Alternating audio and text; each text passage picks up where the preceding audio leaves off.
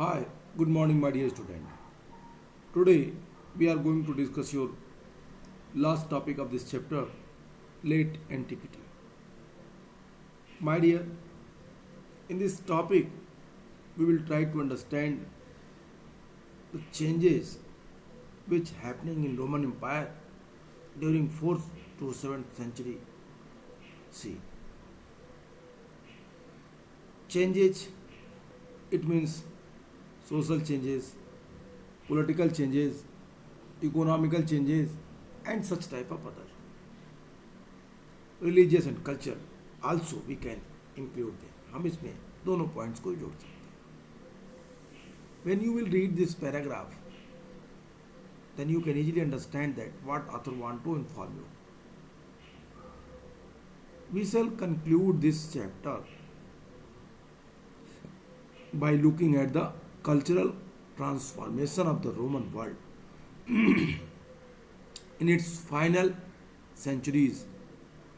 Late antiquity is a term now used to describe the final fascinating period in the evolution and breakup of the Roman Empire and refers broadly to the 4th to 7th centuries. The 4th century itself was one of the considerable ferment, both cultural and economic. At the cultural level, the period saw momentous development in the religious life, with the Emperor Constantine deciding to make Christianity the official religion. And with the rise of Islam in the 7th century, but there were equally important changes in the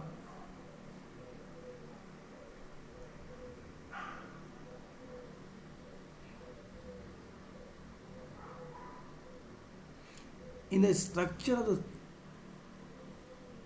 state that began with the Emperor Diocletian 284 to 305, and it may be based upstart with these. Author कहता है, author want to tell you that कि इस chapter में आप what you want to read, आप क्या पढ़ने जा रहे हैं. कहता है रोमन साम्राज्य के अंतिम शताब्दियों में, लास्ट सेंचुरी में, इसके सांस्कृतिक परिवर्तनों पर हम यहाँ लेट एंटिक्विटीज परवर्ती पुरा काल में हम ध्यान देंगे. जो अंतिम समय में बदलाव हुए उन चीज़ों को हम देखेंगे.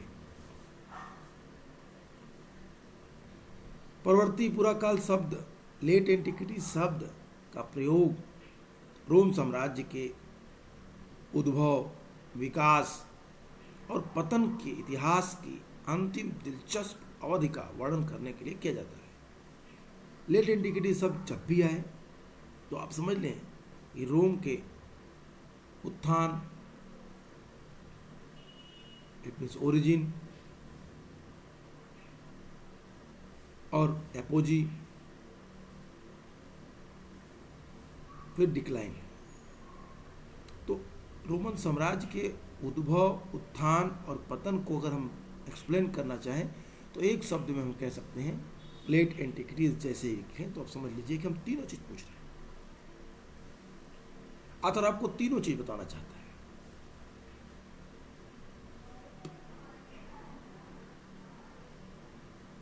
इतिहास की इस अंतिम दिलचस्प अवधि का वर्णन करने के लिए इस लेट एंटिक्विटी शब्द का प्रयोग किया जाता है, जो मोटे तौर पे 4th सेंचुरी से लेके 7th सेंचुरी तक के इतिहास को समेटे हुए. यहाँ तक कि 4th सेंचुरी स्वयं भी अनेक सांस्कृतिक और आर्थिक उठापटक हलचलों से परिपूर्ण थे. कल्चरल लेवल पे इस अवधि में लोगों के धार्मिक जीवन में अनेक महत्वपूर्ण परिवर्तन हुए, जिनमें से एक था सम्राट कॉन्स्टेंटाइन द्वारा ईसाई धर्म को ऑफिशियल रिलीजन के रूप में एक्सेप्ट कर लेना. दूसरा था 7वीं सदी में इस्लाम का उदय. लेकिन राज्य के ढांचे में भी उतने ही महत्वपूर्ण परिवर्तन आए। राज्य का जो स्ट्रक्चर था, स्टेट का जो स्ट्रक्चर था, उसमें भी उतने ही महत्वपूर्ण परिवर्तन आए। ये परिवर्तन सम्राट डायक्लो डायक्लेशियन के समय से प्रारंभ हुआ। Diocletian over expansion had led Diocletian to cut back by abandoning territories with little strategic or economic value. Diocletian also fortified the frontiers,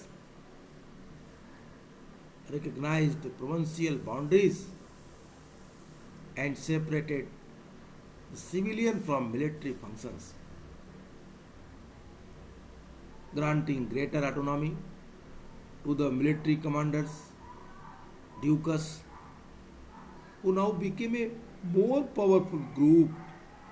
Constantine consolidates some of these change and added other of his own.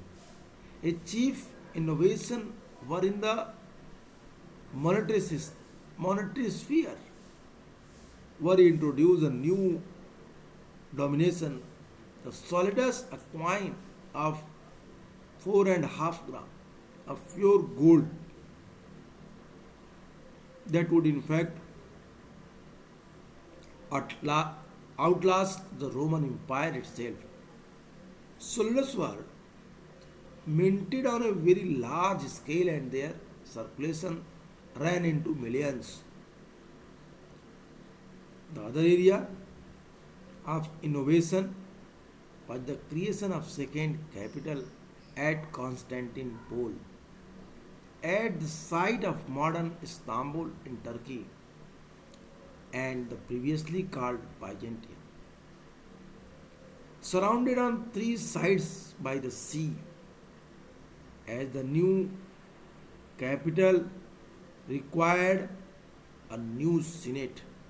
The 4th century was period of rapid expansion of the governing classes, monetary stability, and the expanding population stimulated economic growth, and the archaeological record show considerable investment in the rural establishment, including industrial installations like oil press and glass factories and the newer technologies such as the screw press and the multiple water mills, and revival of the long distance trade with the east. अब जब सम्राट डायक्लेशियन शासक बना तो उसने 7th century के आसपास बड़े बदलाव किए। एक बड़ा चेंज रोमन एम्पायर में दिखाई देता है। सम्राट डायक्लेशियन 284 टू 305 ने देखा कि साम्राज्य का जो विस्तार है, एक्सपेंशन है, साम्राज्य जो इतने बड़े क्षेत्र पे स्ट्रेच हो गया, फैल गया है,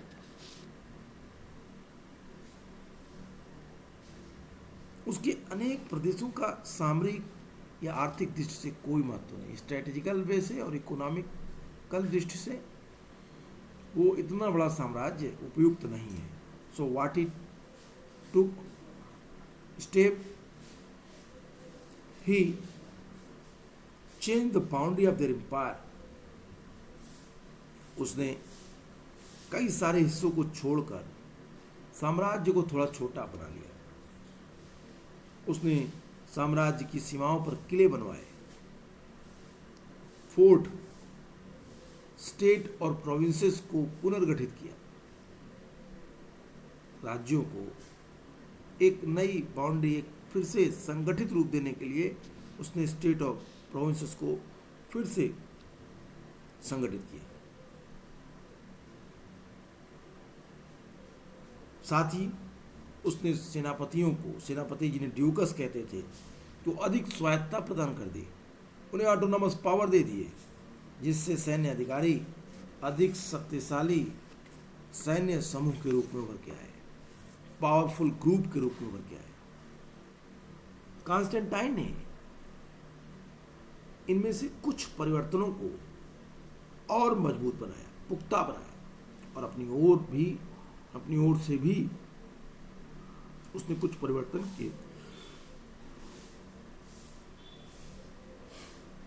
आप देखें तो इस मैप में जो एक आदमकद प्रतिमा दिख रही है, ये कॉन्स्टेंटाइन की ही प्रतिमा है।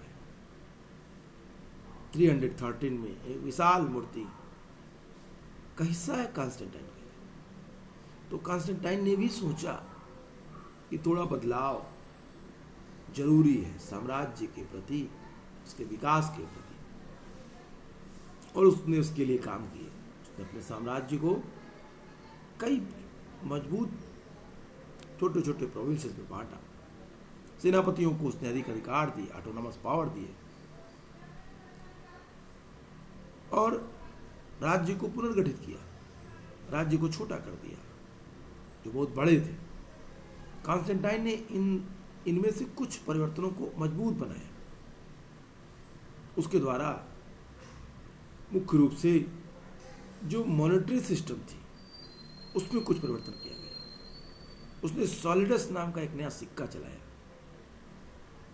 कॉन्स्टेंटाइन ने सॉलिडस नामक एक नया सिक्का चलाया जो 4.5 ग्राम का शुद्ध सोने का बना हुआ था।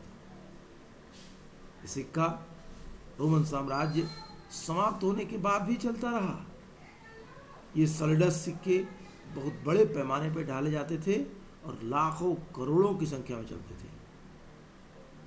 कॉन्स्टेंटाइन का एक अन्य नवाचार था उसकी दूसरी राजधानी। कॉन्स्टेंटाइन ने एक बड़ा बदलाव जो किया वो था अपनी राजधानी को उसने बदल दिया। उसकी राजधानी कॉन्स्टेंटाइनोपल का निर्माण उसने कराया। ये कॉन्स्टेंटिनोपल कहाँ है? तो कहता है this new capital Constantinople at the site of modern Istanbul in Turkey and the previously called Byzantium. कहता है कि ये जो कॉन्स्टेंटिनोपल है, जो नई राजधानी है जिसको कॉन्स्टेंटाइन ने बनवाया था, यह उसकी एक बड़ा काम था। आज वर्तमान समय में कॉन्स्टेंटाइन के द्वारा बनवाई गई नई राजधानी तुर्की में इस्तांबुल नगर जहां बसा हुआ है, ये वही है। पहले इसे बाइजेंटाइन कहा जाता था। बाइजेंटाइन पहले इसका पुराना नाम था, आज इसको कॉन्स्टेंटाइन कहते हैं, कॉन्स्टेंटाइनोपल कहते हैं। यह नई राजधानी तीनों ओर से समुद्र से घिरी थी। चूंकि नई राजधानी के लिए नए सीनेट की जरूरत थी, इसलिए 4th सेंचुरी में शासक वर्गों की बड़ी तेजी से इसमें विस्तार हुआ। मॉनेटरी सिस्टम स्टेबल हुई, जनसंख्या तेजी से बढ़ी, इकोनॉमिक एक्सपेंशन हुआ, इकोनॉमिक डेवलपमेंट हुआ। ये सारी चीज़ें हमें आर्कियोलॉजिकल एविडेंसेस, आर्कियोलॉजिकल इंस्क्रिप्शन से पता चलती है कि यहाँ जो इंडस्ट्रियल सेक्टर थे, औद्योगिक प्रतिष्ठान थे, उसके साथ साथ ग्रामीण उद्योग धंधों में व्यापार के विकास में पर्याप्त मात्रा में पूंजी लगाई गई। इनमें तेल की मिलें और शीशे के कारखाने, पेंच की प्रेस तथा तरह तरह के पानी की मिल जैसी प्रौद्योगिकियां महत्वपूर्ण है। धन का अच्छा खासा निवेश पूर्व के देशों के साथ लंबी दूरी के व्यापार में किया गया, जिससे ऐसे व्यापार का पुनरुत्थान हुआ। मतलब वहाँ पे रोम में व्यापारिक व्यवस्था तेजी से बढ़ी। Revival of the long distance trade with the east, oil press, glass factories in newer technologies such as screw presses, the multiple water mills, and in a revival of the long distance of trade west. बड़े पैमाने पे इन चीज़ों का यहाँ पे विकास हमें दिखाई देता है। All of these carried over into strong urban prosperity that was marked by a new form of architecture and an exerted sense of luxury. The ruling elites were the wealthier Hundred of the papyrus survive from these later centuries, and they show us relatively affluent society where money was in extensive use and ruler state generated vast incomes in gold. For example, Egypt contributed taxes over 2.5 million soldats a year, roughly 35,000 ibs of gold in the reign of Justinian in the 6th century. Indeed, large part of the Near Eastern countrysides were more developed and densely settled in the 5th and 6th century than they would even in the 20th centuries. This is social background against which we should set the cultural developments of the period. कहता है कि Istanbul जहाँ आज है वहाँ पर उसने अपनी नई राजधानी कॉन्स्टेंटाइन पोल की स्थापना की, और जो मौद्रिक स्थायित्व बढ़ती गई, जो पैसे जो सिक्के जो उसने चलाए थे सॉलिडस, उसमें भी उसने बदलाव किया। सोने के सिक्के थे इसलिए मार्केट में अधिक दिनों तक रहे। कॉन्स्टेंटाइन की मृत्यु के बाद भी, रोमन साम्राज्य के पतन के बाद भी ये सिक्के चलते रहे। मौद्रिक स्थायित्व जो मुद्रा व्यवस्था थी उसके स्टेबल होने के कारण और बढ़ती जनसंख्या के कारण आर्थिक विकास में तेजी आई। पुरातात्विक अभिलेखों से पता चलता है कि औद्योगिक प्रतिष्ठानों सहित ग्रामीण उद्योग धंधों में व्यापार के विकास में पर्याप्त मात्रा में पूंजी लगाई गई। इनमें तेल की मिलें, शीशे के कारखाने, पेच की प्रेस तथा तरह तरह की पानी की मिल जैसी नई प्रौद्योगिकियां महत्वपूर्ण है। धन का अच्छा खासा निवेश पूर्व के देशों के साथ लंबी दूरी के व्यापार के साथ किया गया। इन सभी के फलस्वरूप जो अर्बन कल्चर में के विकास में बदलाव हुआ उसमें अत्यधिक वृद्धि हुई। आर्किटेक्चर, स्थापत्य कला के नए रूप विकसित हुए। भोग विलास के साधनों में भरपूर तेजी आई। शासन करने वाले कुलीन पहले से कहीं अधिक धन संपन्न और शक्तिशाली हो गए। मिस्र में, इजिप्ट में परवर्ती शताब्दियों के पेपायरिस पौधे के पत्तों पर लिखे हुए सैकड़ों ऐसे डॉक्यूमेंट्स मिले जिनमें से ये पता चलता है कि तत्कालीन समाज अपेक्षाकृत अधिक खुशहाल था, जहां मुद्रा का व्यापक रूप से इस्तेमाल किया जाता था और ग्रामीण संप्रदाएं भारी मात्रा में सोने के रूप में लाभ प्राप्त कमाती थी। रॉ मटेरियल्स के बदले शहरों से इनको सोने के सिक्के मिलते थे।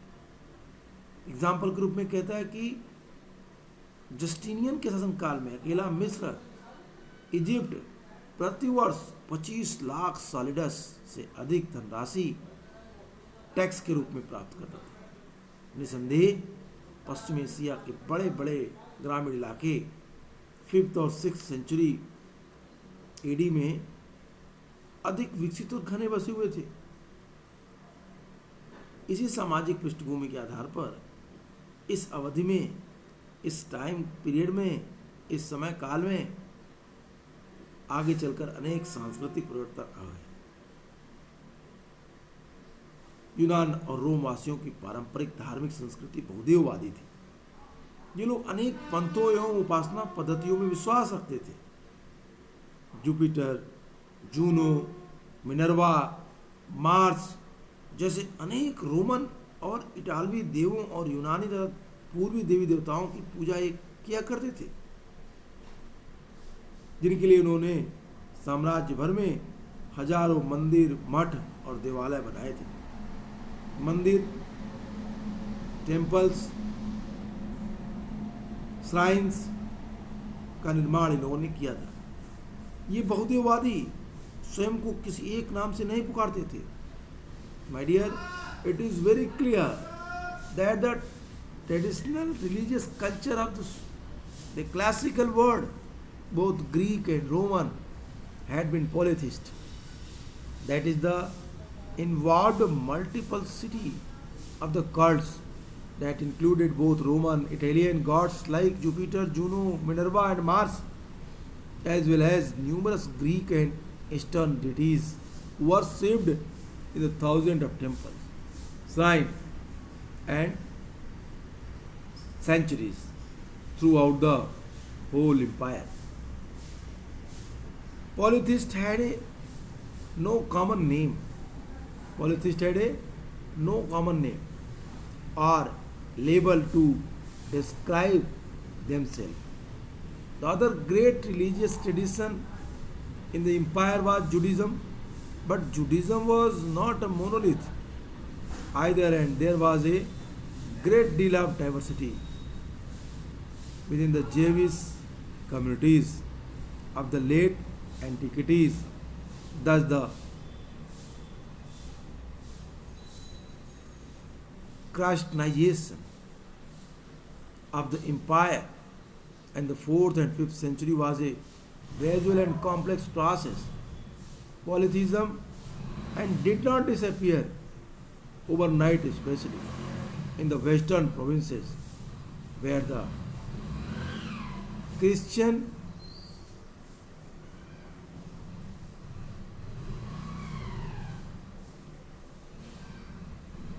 bishops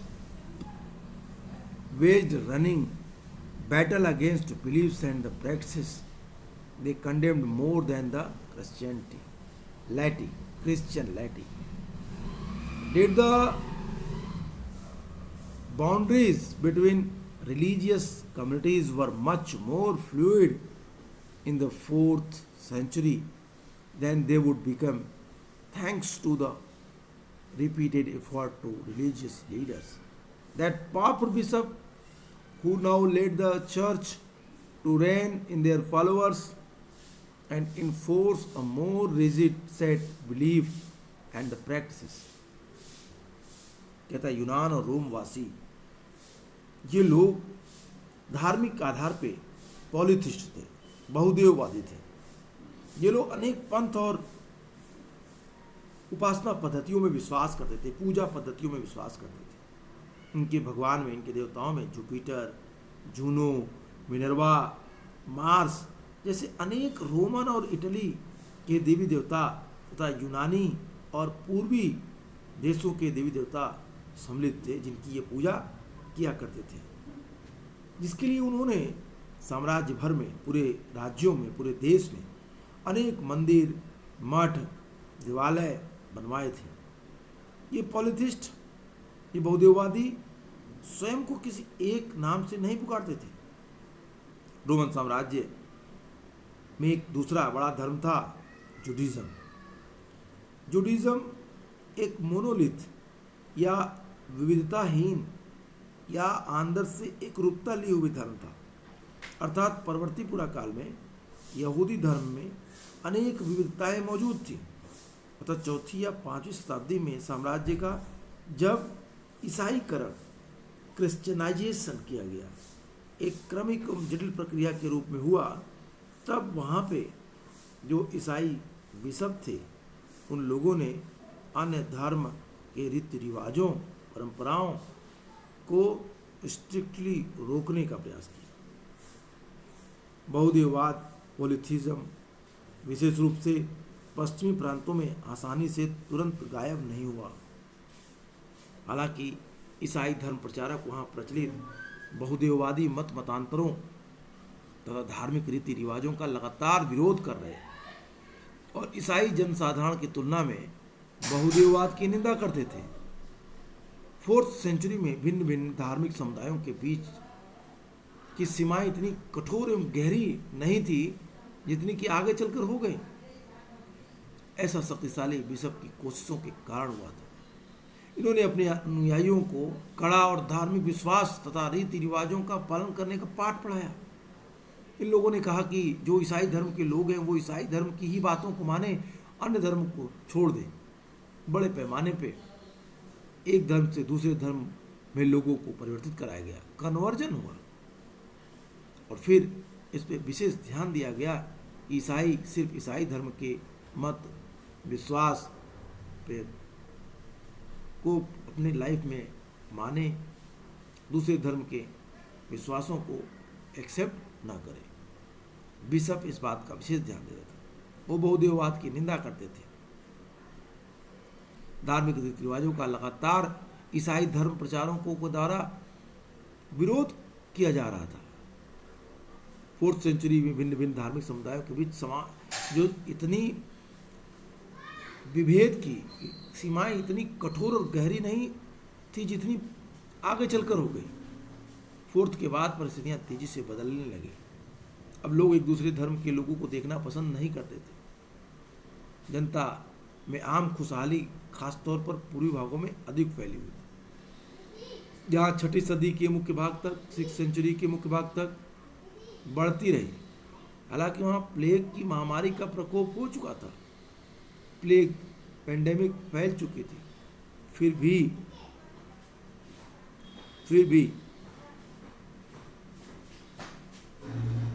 540 के डिकेड तक आते आते भूमध्य सागरीय प्रदेश प्रभावित हो गया था।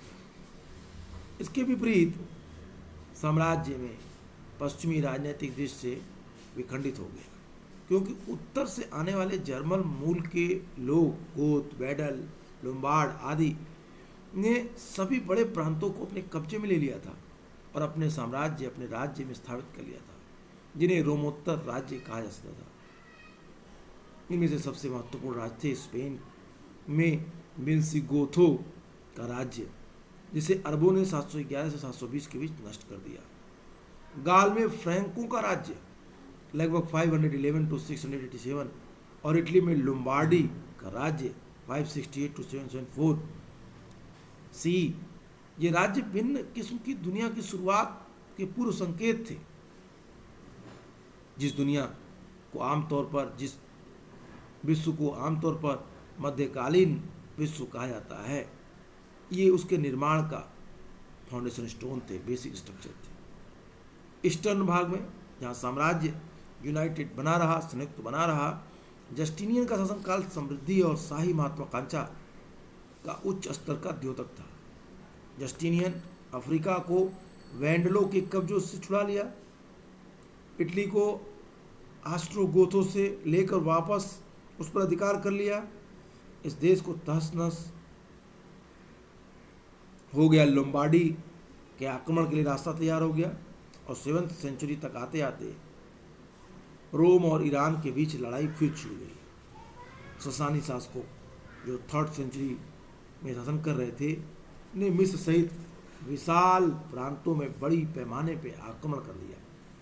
बाइजेंटियन, अब रोम साम्राज्य को ज़्यादातर इसी नाम से जाना जाता था, बाइजेंटियन नाम से, ने 620 के डिकेड्स तक उन प्रांतों पर अपना अधिकार कर लिया। लेकिन इसके कुछ ही वर्ष बाद दक्षिण पूर्व की ओर एक बहुत जोरदार अंतिम धक्का लगा। रोम इस धक्के को सह न सका। इस्लाम का आक्रमण, अरब प्रदेश से शुरू होने वाला इस्लाम का विस्तार प्राचीन विश्व इतिहास की सबसे बड़ी राजनीतिक क्रांति के नाम से जाना जाता है। 642 तक जब पैगंबर मोहम्मद की मृत्यु को हुए महज 10 साल हुए थे, पूर्वी रोमन और ससानी दोनों राज्यों ने बड़े भाग को भीषण युद्ध के बाद अपने कब्जे में ले लिया। किंतु यह बात ध्यान में रखनी चाहिए कि उभरते हुए इस्लामी राज्य को जो जीते हुए एक शताब्दी बाद अंततः स्पेन, सिंध और मध्य एशिया तक फैल गए, सेंट्रल एशिया तक फैल गए, अरब जनजातियों को ही पराजित करने से हुई।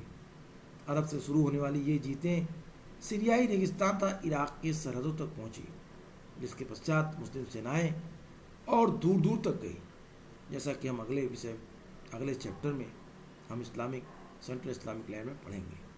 जब हम क्रूसेड पढ़ेंगे तो हम देखेंगे कि किस तरह से क्रिश्चियनिटी और इस्लाम के बीच युद्ध हुआ और किस तरीके से इस्लाम ने एक बड़े क्षेत्र पर अपना कब्जा किया। तो आज के लिए इतना ही। Goodbye and take care.